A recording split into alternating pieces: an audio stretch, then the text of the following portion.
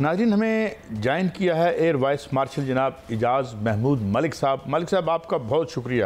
ملک صاحب، to begin with, یہ دن ہے اور مجھے اچھی طرح یاد ہے کہ جب یہ بحث چل رہی تھی کہ ہمیں یہ ایکسپلوڈ کرنے ہیں یا ایکسپلوڈ نہیں کرنے، اور موسٹلی جو ہماری سول سوسائٹی ہے سو کالڈ، وہ کہہ رہے تھے نہیں نہیں یہ تو بڑا یہ ہوا ہے وہ ہے۔ ہم کیسے جب لک بیک کرتے ہیں اور دیکھتے ہیں کہ how vital it was, and had we not exploded these bombs where we had been today۔ ایک تو اس پہ تھوڑا سا کریں کہ کتنا مسٹیکن ویو تھا اباؤٹ دی جو ورلڈ کی جو سیکیورٹی انوائرمنٹ بڑی طاقتوں نے کریٹ کر دی ہے، اس پہ تھوڑا سا کمنٹ اور پھر آتے ہیں حالیہ پر۔ جناب ملک صاحب۔ جی بہت شکریہ۔ جی میں بریفلی آپ کے ناظرین کے لیے تھوڑی سی اپنی جو نیوکلیئر سٹرگل ہے اس کی ہسٹری میں ریکیپ کروں۔ ہم لوگ 50 سے ہی اس کو پرامن مقاصد کے لیے R&D کر رہے تھے، ریسرچ اینڈ ڈیولپمنٹ کر رہے تھے، اور مین ہمارا جو تھا کنسرن وہ میڈیکل، ایگریکلچر اور انرجی سیکٹر تھا جس میں ہم کام کر رہے تھے۔ تا وقت کہ 74 میں بھارت نے پوکھران میں ایک جو ہے کنٹرول ڈیٹونیشن کی، اس کے بعد جو ہے پاکستان نے اس لائن پہ سوچنا شروع کیا، اور اس کا کریڈٹ اس وقت کی ہماری ٹاپ لیڈرشپ کو جاتا ہے جنہوں نے بڑی جلدی وہ ہیومن ریسورس اور پھر ان کے لیے فائنینشیل ریسورسز، اور بعد میں ایک لمبی سٹرگل ہے جس میں ہم نے دنیا بھر کی مخالفت کے باوجود ہم اس کیپیبلٹی کو اللہ کے فضل و کرم سے ایکوائر کرنے میں کامیاب ہوئے۔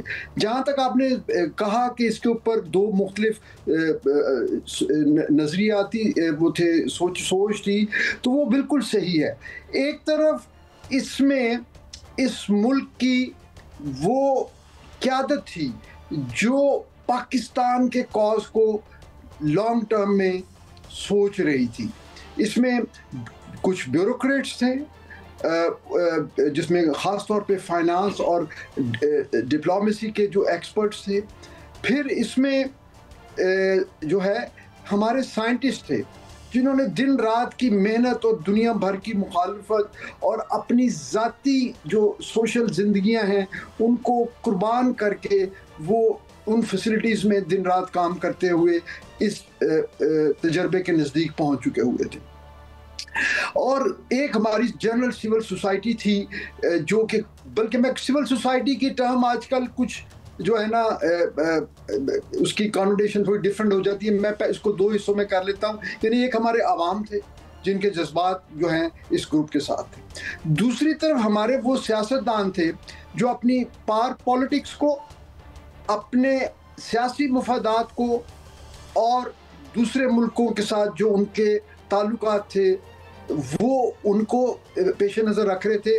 اور جس سول سوسائٹی کا آپ نے ذکر کیا، یہ وہ NGOs یا وہ گروپس تھے جو فارن سپانسرڈ ہوتے ہیں ہمیشہ سے، جو ملک کے اندر ان کے بہاف پہ ان کے ایجنڈاز کو پروموٹ کر رہے ہوتے ہیں۔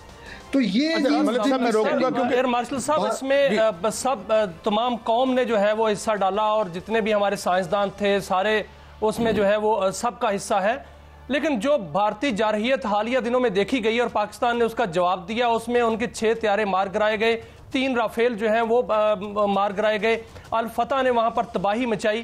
آپ کیا سمجھتے ہیں کہ ان کا S-400 جو سسٹم ہے وہ بھی تباہ کر دیا گیا؟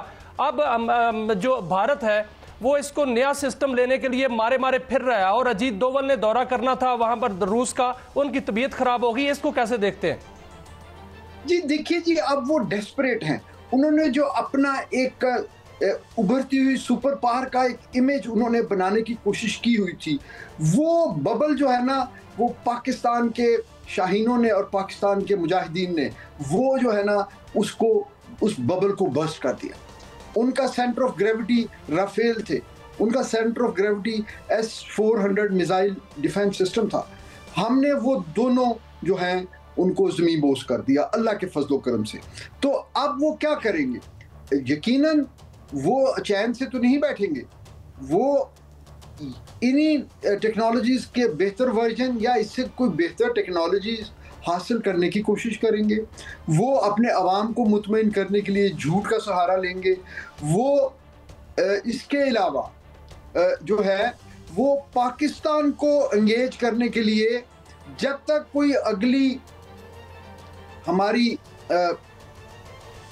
ایپیسوڈ نہیں ہوتی کائنیٹک وار کی، اس وقت تک وہ پاکستان کو سب کنونشنل ڈومین میں. اچھا ملک صاحب، ایک میں اور بات جو ہے ہسٹوریکلی پرسپیکٹو میں رکھنا چاہتا ہوں. میں ابھی ایک دیکھ رہا تھا کہ ہم تو ڈیل کر رہے تھے کلنٹن سے $5 بلین کی، جب گور ایوب صاحب نے جا کے بتایا پرائم منسٹر صاحب دین جو تھے کہ حضور ہم تو سب کچھ تیار کر بیٹھے ہیں، it's not possible to roll it back. تو کیا میں سیفلی کہہ سکتا ہوں کہ تب کی عسکری قیادت نے یہ لیا اور پولیٹیکل قیادت کچھ تھوڑی ریلکٹنٹ تھی؟ میں آپ کو ایک عرض کروں جی، دیکھیے ہم نا ایک لفظ استعمال کرتے ہیں اسٹیبلشمنٹ. ہم بدقسمتی سے ہمارے میڈیا نے اسٹیبلشمنٹ کو نا ایک نیگیٹو کانوٹیشن دے دی ہے، جبکہ اسٹیبلشمنٹ کوئی ایک فرد نہیں ہوتا یا ایک گروپ نہیں ہوتا جن کے کچھ ذاتی مفادات ہوتے ہیں. یہ ایک وہ گروپ ہوتا ہے سول اور ملٹری کی ٹاپ لیڈرشپ میں جو ملکی مفادات کو لانگ ٹرم میں دیکھتا ہے. تو یہ جو بنی ہے ہماری صلاحیت، اس میں ہماری اسٹیبلشمنٹ کا اصل رول ہے. آپ یہ دیکھیے کہ اس میں ہمارے غلام اسحاق خان صاحب ہوتے تھے، پہلے وہ فائنانس کو دیکھتے تھے، پھر وہ ہوتے ہوتے وہ صدر بھی بن گئے. تو ان کا بڑا رول ہے، ہمارے ڈپلومیٹس کا بہت رول ہے، اور ہمارے سائنٹسٹ کا تو ہے ہی. ذوالفقار علی بھٹو صاحب کو اس کا کریڈٹ جاتا ہے کہ انہوں نے اس وقت ایک بہت بڑا ڈیسیژن لیا، اور جس کے انہوں نے الٹیمیٹلی انہوں نے اس وقت کی جو سپر پاور تھی اس کو چیلنج کیا، اور اس کا نتیجہ آپ نے دیکھا. تو الٹیمیٹلی مسلح افواج جو ہیں وہ اس کی کسٹوڈین رہی ہیں اس very well kept secret struggle کی. اور میں اس چیز میں بڑا فخر محسوس کرتا ہوں کیونکہ ہمیں اس کے لیے اگینسٹ ایریل تھریٹ تھی اسرائیل اور بھارت کی. تو تھرو آؤٹ ان نیوکلیئر جو ہماری. اچھا ملک صاحب، یہ تو آپ نے بالکل ہسٹری اسٹیٹ کر دی and it is very particular and pertinent to put the record straight. اب یہ آ جاتے ہیں کہ یہ کیا کر رہے ہیں. ہمیں بتایا جا رہا ہے کہ وہ کہہ رہے ہیں جی اسلحہ دنیا سے بھی لیں گے، خود بھی ہم 6th جنریشن جہاز بنا لیں گے. اتنا ہے یہ جو رافیل نہیں اڑا سکے وہ اب 6th جنریشن بنا لیں گے. اینڈ ڈو یو تھنک جس طرح بھاگ دوڑ کر رہے ہیں what is their intent and how far they are capable to achieve what they have envisaged? دیکھیں جی، انٹینٹ تو بہت کلیئر ہے. انٹینٹ یہ ہے کہ وہ چاہتے ہیں کہ ان کی سراؤنڈنگ میں جتنے ملک ہیں چھوٹے ممالک کو وہ آلریڈی کمپلائنٹ بنانے کی ایفرٹ آلموسٹ کر چکے ہیں. اب ان کی راہ میں جو رکاوٹ ہے وہ چین تو ہے ہی ہے. چین اپنے آپ کو ان کے مقابلے پہ دیکھتا ہی نہیں ہے. چین ان سے بہت بڑا ملک ہے، دنیا کی جو ہے نا ایک سیکنڈ بڑی پاور ہے. تو اب ان کی نظر میں پاکستان ہمیشہ سے ہے، 77 سالوں سے، اور ایک بنگلہ دیش ہے. یہ ممالک ہیں جن کو وہ علاقائی طور پہ مرعوب کرنا چاہتے ہیں. تو اس لیے ان کی انٹینٹ تو یہ ہے. باقی کیپیبلٹی آتی ہے پیسوں سے، خریدنا جو ہے اس کا ایکوزیشن پارٹ، وہ بھی ان کے پاس ہیں.